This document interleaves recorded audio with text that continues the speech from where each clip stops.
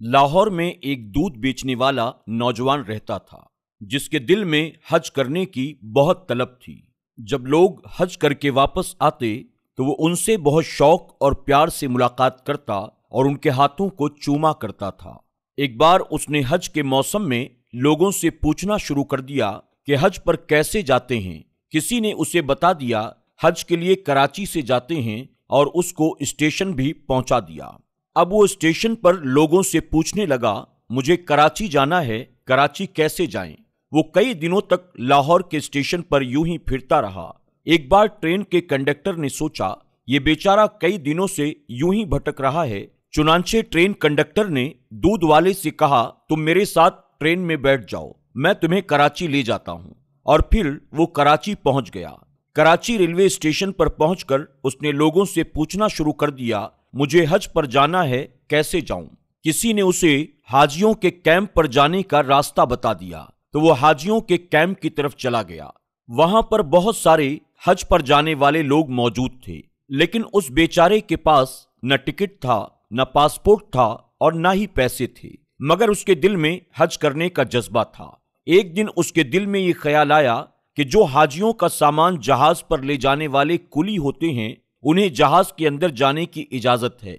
चुनांचे उसने एक कुली से दोस्ती कर ली और कुली की वर्दी पहनकर हाजियों का सामान जहाज में पहुंचाने लगा।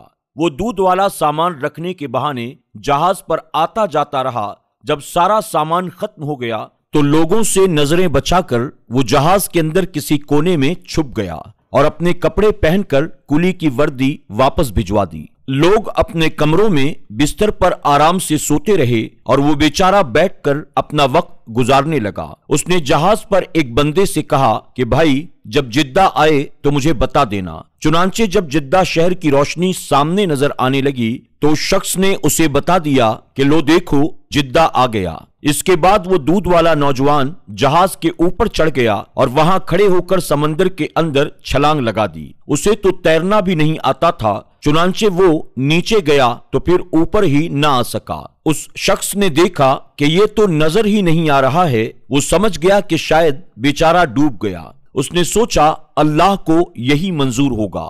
इसके बाद उस शख्स ने अपना हज अदा किया और तवाफे ज़ियारा के बाद हरम शरीफ से जब वो बाहर निकल रहा था तो उसने देखा कि वो दूध वाला नौजवान भी हरम शरीफ से बाहर निकल रहा है। उस आदमी ने फौरन दूध वाले से पूछा, आप तो वही हैं जिन्होंने समंदर में छलांग लगाई थी? तो वो कहने लगा, हाँ मैं वही हूँ। उस शख्स ने दूध वाले से पूछा कि तुम्हारे साथ भला क्या हुआ? दूध वाले ने कहा, मेरे साथ क्या हुआ ये मैं तुम्हें आगे जाकर बताऊंगा। चुनांचे वो आदमी उस दूध वाले नौजवान के साथ चल दिया। जब बाहर निकला तो देखा एक बिल्कुल नई कार खड़ी है, ड्राइवर इंतजार कर रहा है।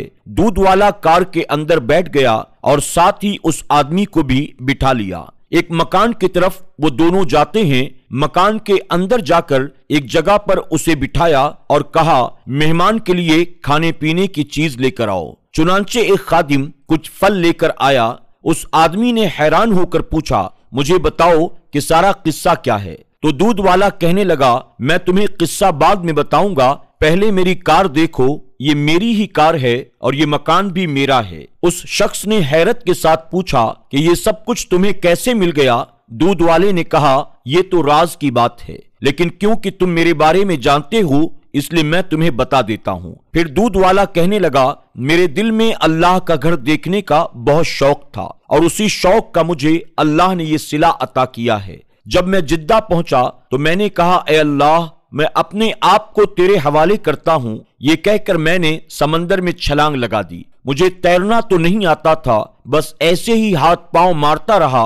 नतीजा ये हुआ कि लहरों ने मुझे खुद धकेल कर किनारे की तरफ कर दिया। मेरे पेट में अच्छा खासा पानी जा चुका था और मैं बेहोश हो चुका था। मैं किनारे पर पड़ा था। जब मुझे होश आया तो सुबह तहज्जुद का वक्त था। मैंने इधर उधर देखा तो बाहर जाने के सारे रास्ते बंद थे। चारों तरफ लोहे के ग्रिल लगे हुए थे और आगे दरवाजा बंद था। मैं उसी ग्रिल के पास बैठ गया। मैंने देखा उस ग्रिल के दूसरी तरफ एक घर था और उस घर के सहन में एक गाय बंधी हुई थी। कुछ देर के बाद दो आदमी उस गाय का दूध निकालने के लिए आए, مگر گائے ان سے مانوس نہیں تھی، جس وجہ سے وہ گائے ان دونوں کے قابو میں نہیں آ رہی تھی اور وہ لوگ دودھ نہیں نکال پا رہے تھے۔ لیکن میرا تو کام یہی تھا، جب میں نے یہ منظر دیکھا تو میں نے آواز دے کر اپنی طرف انہیں متوجہ کیا اور اشارے سے کہا کہ اس کا دودھ میں نکال دیتا ہوں۔ وہ لوگ عربی بولتے اور سمجھتے تھے، اس لیے میں نے ان کو اشارے سے ہی بتا دیا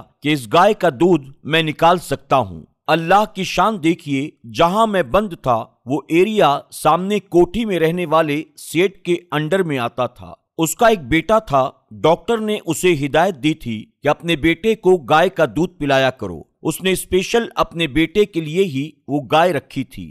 گائے کے اندر دودھ تو ہوتا تھا مگر وہ نکالنے نہیں دیتی تھی، جس کی وجہ سے وہ سیٹ اور اس کی بیوی بہت پریشان تھے۔ اب جب میں نے ان سے کہا کہ میں گائے کا دودھ نکال دیتا ہوں تو انہوں نے سیٹ سے کہا کہ اندر مسافروں میں سے ایک آدمی کہتا ہے کہ میں تمہیں دودھ نکال کر دے دیتا ہوں۔ سیٹ نے کہا یہ چابی لے جاؤ اور جا کر اسے اپنے ساتھ لے کر آؤ۔ وہ گیٹ کا تالا کھول کر میرے پاس آئے، مجھے سیٹ کے پاس لے گئے۔ جب میں نے گائے پر پیار سے اپنا ہاتھ پھیرا، اس سے اپنے انداز میں بات کی تو گائے مان گئی اور میں نے نیچے بیٹھ کر انہیں 8 سے 10 لیٹر دودھ نکال کر دے دیا۔ سیٹ کی بیوی نے دیکھا تو بہت خوش ہوئی اور کہنے لگی آج تو میرا بیٹا سارا دن یہی دودھ پیے گا، اور کہنے لگی اس دودھ والے کو جانے نہیں دینا۔ جب سیٹ سے ملاقات ہوئی تو اس نے پوچھا آپ کون ہیں اور کہاں سے آئے ہیں؟ میں نے یہ بتایا میں پاکستان سے ہوں اور حج کرنے کے لیے آیا ہوں۔ سیٹ کہنے لگا ہم تمہیں واپس نہیں جانے دیں گے، تم اچھا دودھ نکالتے ہو، تم ہمارے ساتھ یہیں رہنا۔ میں نے کہا میں دودھ تو نکال دیا کروں گا لیکن مجھے حج بھی کرنا ہے۔ تو وہ کہنے لگے اس بات کی فکر نہ کرو، تمہیں حج ہم کروا دیں گے۔ دوسرے دن اس کی بیوی نے اپنے والد کو فون کیا اور ساری بات بتا دی۔ اس کے والد نے 200 گائے بھینسوں کا ایک باڑا بنایا ہوا تھا۔ چنانچہ جب اس نے یہ بات سنی تو بہت خوش ہوا اور کہنے لگا ہمیں تو خود ایسے بندوں کی ضرورت ہوتی ہے۔ بعد میں انہوں نے سیٹ کو فون کیا اور کہا اسے میرے پاس بھیج دو۔ چنانچہ سیٹ نے مجھے اپنی گاڑی میں بٹھایا اور اپنے سسر صاحب کے گھر پہنچا دیا۔ اس کے سسر نے مجھ سے کہا میں تمہیں یہاں رکھنا چاہتا ہوں، تمہارے ذمے یہ کام ہے، تم صبح شام میری گائے بھینسوں کا دودھ نکال دیا کرو۔